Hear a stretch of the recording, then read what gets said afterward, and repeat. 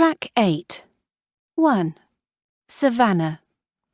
I grew up in London, which is incredibly multicultural, so my feelings about British culture have obviously been influenced by that.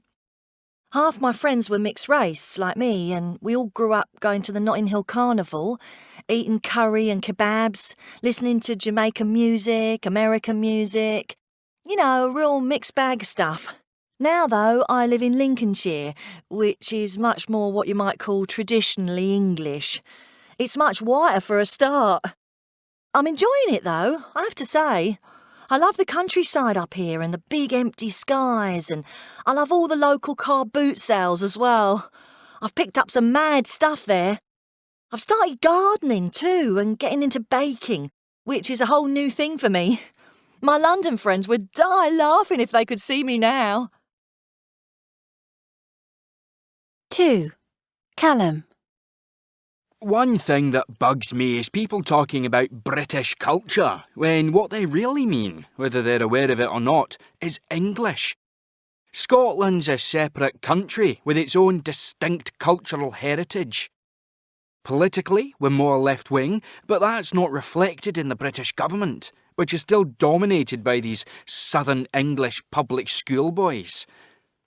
We're more in control of what goes on up here than we used to be, but personally, I'd like even more autonomy, and maybe, one day, independence. Also, I don't understand why we still cling on to the royal family. The only God Save the Queen I'll sing along to is an old anti-royalist punk song.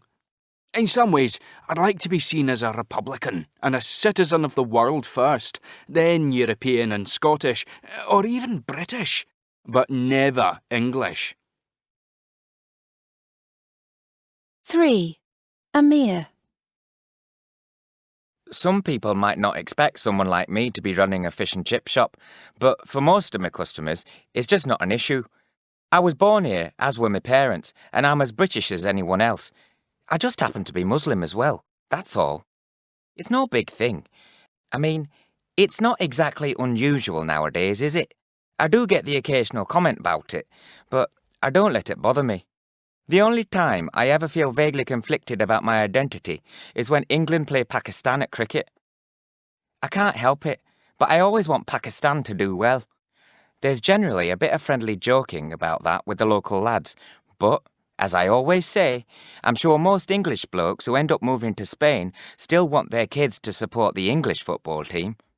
It's human nature, isn't it?